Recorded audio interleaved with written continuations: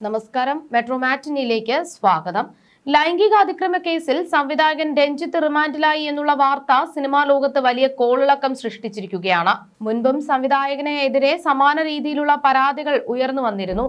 അന്നൊന്നും ശക്തമായൊരു നടപടി രഞ്ജിത്തിനെതിരെ സ്വീകരിക്കാൻ നിയമത്തിന് കഴിഞ്ഞിരുന്നില്ല.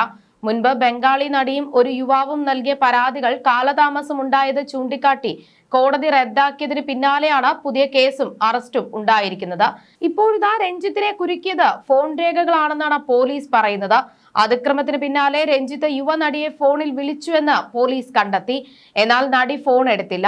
ഡിജിറ്റൽ രേഖകൾ ശേഖരിച്ച ശേഷം രഞ്ജിത്തിനെ വീണ്ടും കസ്റ്റഡിയിൽ ആവശ്യപ്പെടുമെന്ന് Ernakulam city police commissioner Kaliraj Mahesh Kumar വ്യക്തമാക്കി. രഞ്ജിത്ത് നടിയെ ഭീഷണിപ്പെടുത്തിയതായി പരാതിയിലില്ലെന്നും പോലീസ് വ്യക്തമാക്കുന്നു. രഞ്ജിത്തിന്റെ ഫോൺ കസ്റ്റഡിയിലെടുത്തിട്ടുണ്ട്. അതിക്രമം നടന്നതായി പരാതിയിൽ പറയുന്ന കാരവാനിൽ അടക്കം തെളിവെടുപ്പ് പൂർത്തിയാക്കി രഞ്ജിത്തിനെ കഴിഞ്ഞ ദിവസം വീണ്ടും റിമാൻഡ് ചെയ്തിരുന്നു. രഞ്ജിത്തിനെ കൂടുതൽ ചോദ്യം ചെയ്യേണ്ടതുണ്ടെന്നും സംഭവത്തെക്കുറിച്ച് സെറ്റിൽ ഉണ്ടായിരുന്ന ചിലർക്ക് അറിയാമായിരുന്നുവെന്നും കമ്മീഷണർ പറഞ്ഞു.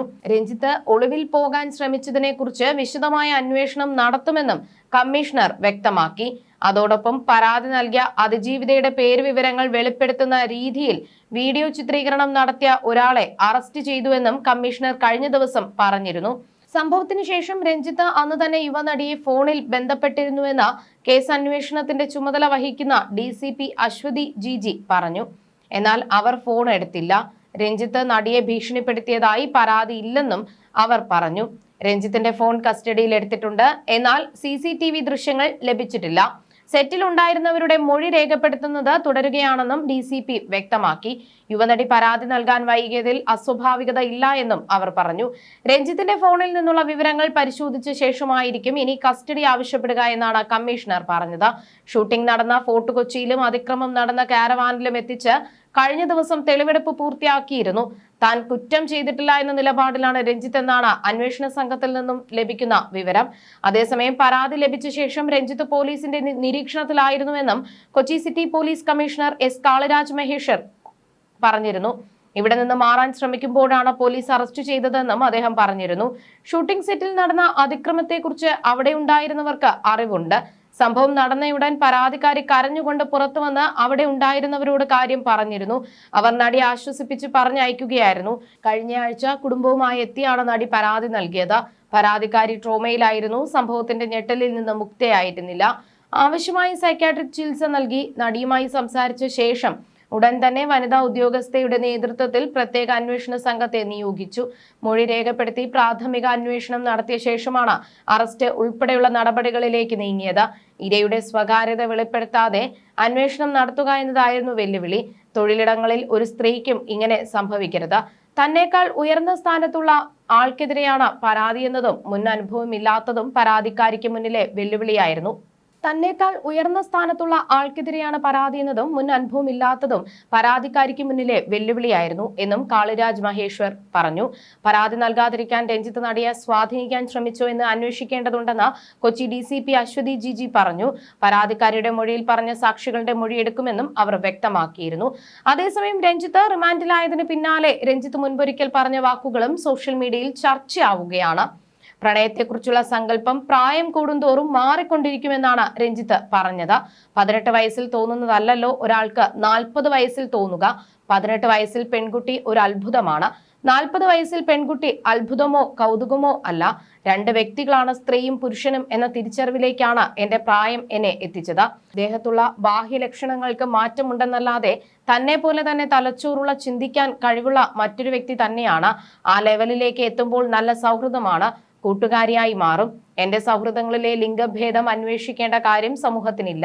നിങ്ങളുടെ നാട്ടിൽ ഹോമോസെക്ഷൽസ് ഒരുപാടുണ്ടല്ലോ എന്നൊരിക്കൽ ഒരു വിദേശ സുഹൃത്ത് എന്നോട് ചോദിച്ചു. കാരണം ആണുങ്ങൾ എപ്പോഴും ഒരുമിച്ച് കറങ്ങുകയും ഒരുമിച്ച് ഉറങ്ങുകയും ചെയ്യുന്നു. പെൺ സൗഹൃദം തുറന്ന് പറയാൻ പേടിയാണ്. ലിംഗവ്യതിയാനത്തിനപ്പുറം ഒരാളുടെ വ്യക്തിത്വം, അഭിരുചി എന്നിവയെല്ലാം ചേർന്നാണ് സൗഹൃദം ഉണ്ടാകുന്നത്. സാമൂഹ്യ വിരുദ്ധമായ ബന്ധങ്ങൾ പൊതുസമൂഹത്തിന് അംഗീകരിക്കാൻ പറ്റാത്ത സദാചാര വിരുദ്ധമായ കാര്യങ്ങൾ ചെയ്യാത്തിടത്തോളം ഞാൻ പൊതുസമൂഹത്തെ ഭയപ്പെടേണ്ട കാര്യമില്ല. ഭയമെന്നത് മലയാളികളുടെ കള്ളത്തരമാണ്. എനിക്ക് പെൺസുഹൃത്തുണ്ടെന്ന് പറയാൻ മലയാളിക്ക് മടി. ഈ കള്ളം കാരണമാണെന്നും രഞ്ജിത്ത് പറഞ്ഞു. തന്റെ ഭാര്യ തന്നെ മനസ്സിലാക്കുന്നയാളാണെന്നും തന്റെ യാത്രകളെക്കുറിച്ചോ സൗഹൃദങ്ങളെക്കുറിച്ചോ ചോദ്യങ്ങൾ ചോദിച്ചിട്ടില്ല എന്നും രഞ്ജിത്ത് അന്ന് പറഞ്ഞു. രഞ്ജിത്തിനെതിരെ ആരോപണങ്ങളുമായി സംവിധായകൻ ആലപ്പി അഷ്റഫ് രംഗത്തെത്തിയിരുന്നു.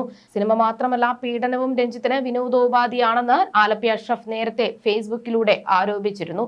കൂടാതെ ഒരു തമാശ പറഞ്ഞതിന്റെ പേരിൽ 6-ാം തമ്പുരാൻ സിനിമയുടെ സെറ്റിൽ വെച്ച് സംവിധായകൻ രഞ്ജിത്ത് ഒടുവിൽ ഉണ്ണികൃഷ്ണന്റെ കരണത്തടിച്ചെന്നും ആലപ്പി അഷ്റഫ് തുറന്നു പറഞ്ഞിരുന്നു. ഇതുമായി ബന്ധപ്പെട്ട് കൂടുതൽ വിവരങ്ങൾ തന്റെ യൂട്യൂബ് ചാനലിലൂടെ പുറത്തുവിട്ടിരിക്കുകയാണ് ആലപ്പി അഷ്റഫ്. ആലപ്പി അഷ്റഫിന്റെ വാക്കുകൾ ഇങ്ങനെയായിരുന്നു: ഉയർച്ചയുടെ പടവുകൾ താണ്ടിയ ശേഷം മൂക്കും കുത്തി പടുകുഴിയിൽ വീണ സംവിധായകൻ രഞ്ജിത്തിന്റെ ആരുമറിയാത്ത ചില സത്യങ്ങൾ. പീഡന പരമ്പരയുടെ ക്ലൈമാക്സ് എന്നോണം പീഡന തമ്പുരാൻ രഞ്ജിത്ത് ഇപ്പോൾ അഴിയെണ്ണിക്കൊണ്ടിരിക്കുകയാണ്. ശുദ്ധീകരിച്ച സ്വീറ്റ് റൂമിൽ മാത്രം ലീലാവിലാസങ്ങൾ അരങ്ങേറി തകർത്ത അയാളിന് കൊടും കുറ്റവാളികളോടൊപ്പം പരിവാരങ്ങൾ ആരും തന്നെ ഇല്ലാതെ നിലത്ത് പായ വിരിച്ച് കൊതുക് കടിയും സഹിച്ച് കിടന്നുറങ്ങുകയാണ്. അത്യുന്നതങ്ങളിൽ വിരോചിച്ച ഒരു സംവിധായകന് ഇതുപോലൊരു അധംപതനം ഉണ്ടാകുന്നത് മലയാള സിനിമാ ചരിത്രത്തിൽ ആദ്യമായിട്ടാണ്. അന്ന് ഞാൻ പറഞ്ഞത് മലയാള സിനിമയുടെ പ്രതിഭാധനനും വയോവൃദ്ധനും എല്ലാവർക്കും പ്രിയങ്കരനുമായിരുന്ന ഒടുവിൽ ഉണ്ണികൃഷ്ണനോട് കാണിച്ച ക്രൂരതയെക്കുറിച്ചായിരുന്നു. ഒരു ചെറിയ തമാശയുടെ പേരിൽ മദ്യപിച്ച് ലക്കുകെട്ട രഞ്ജിത്ത് അഹങ്കാരം കൊണ്ട് ആ സാധു മനുഷ്യനെ ചെവിക്കല്ല് നോക്കി അടിച്ചു നിലത്ത് വീഴ്ത്തിയെന്നതാണ്. അടികൊണ്ടു വീണ ഒടുവിലിനെ എല്ലാവരും ചേർന്ന് പിടിച്ചെഴുന്നേൽപ്പിക്കുമ്പോൾ നിറഞ്ഞൊഴുകുന്ന കണ്ണുനീരോടെയുള്ള ആ മുഖം എനിക്കൊരിക്കലും മറക്കാനാവില്ല. ഇന്നും ആ ദയനീയമായ മുഖം എന്റെ മുന്നിൽ തെളിഞ്ഞു നിൽക്കുകയാണ്. അന്ന് എങ്ങനെയെങ്കിലും പ്രശ്നം പരിഹരിക്കാനാണ് എല്ലാവരും ശ്രമിച്ചത്. ഞാൻ ഈ സംഭവം എന്റെ ചാനലിലൂടെ വെളിപ്പെടുത്തിയപ്പോൾ അത് കണ്ടിട്ട് എന്നെ ആദ്യം വിളിച്ചത് 6-ാം തമ്പുരാൻ എന്ന ചിത്രത്തിന്റെ നിർമ്മാതാവായ ജി സുരേഷ് കുമാർ ആയിരുന്നു. ഒരു കാര്യം പറയുമ്പോൾ അത് വളരെ കൃത്യമായി പറയേണ്ടതല്ലേ എന്ന് സുരേഷ് കുമാർ എന്നോട് ചോദിച്ചു. ഞാൻ ചോദിച്ചു എന്ത് പറ്റിയെന്ന്. അപ്പോൾ സുരേഷ് കുമാർ പറഞ്ഞത് ഒടുവിൽ വീണത് അടികൊണ്ടല്ല, അടിയുടെ കൂടെ നാഭിക്കിട്ട് ഒരു തൊഴി കൂടെ കൊടുത്തു. ആ തൊഴിയുടെ ആഘാതത്തിലാണ് ഒടുവിൽ വീണതെന്ന്.